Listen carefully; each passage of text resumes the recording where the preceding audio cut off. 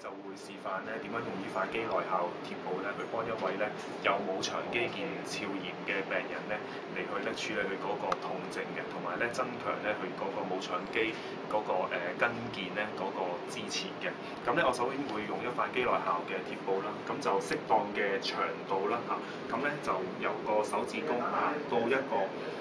前臂大概一半，超過一半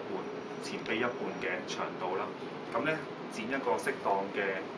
形狀啦嚇，咁呢度咧零舍咧會斜角咁剪咗，咁為咗咧要配合翻咧佢嗰個手掌呢一個嘅位置嚇，咁連嗰陣咧好簡單，先將咧嘅貼布咧一邊褪開先，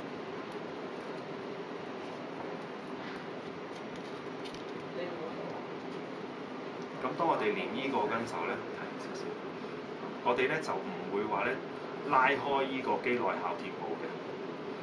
即係咧我哋唔會咧喺當中咧施加任何嘅張力嘅。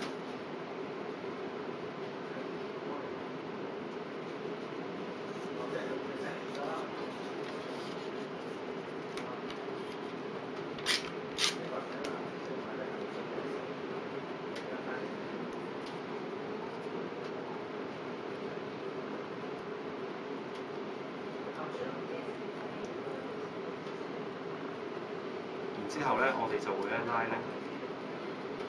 拉開個貼布另外一邊，咁啊連另外一端先。咁當連另外一端嘅時候咧，我哋咧就會咧將中間呢一部分嘅貼布咧完全拉開，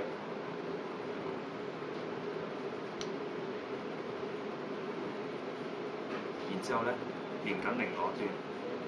咁頭尾咧變咗頭尾兩端嘅貼布咧都會連穩咗啊，而咧係中間呢一個部分咧就會係拉開咗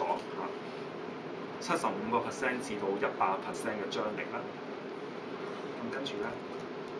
將剩餘嘅紙咧搣走先。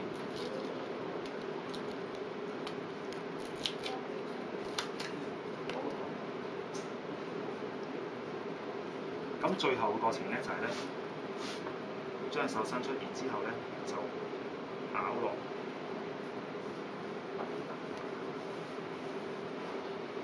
再將咧貼布咧完全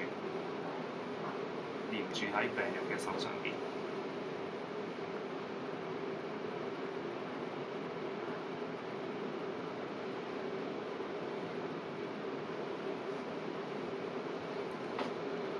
咁樣咧就完成整個過程啦。而咧個肌內效貼布本身嘅彈力咧，都會咧將佢嗰個手指公咧自動擺喺一個咧伸長嘅位置，咁咧就會減低到咧佢嗰個冇長肌咧本身嗰個咧張力嘅，從而減少咧佢嘅痛楚，同埋減低佢嗰個病症咧嘅嚴症嘅程度嘅。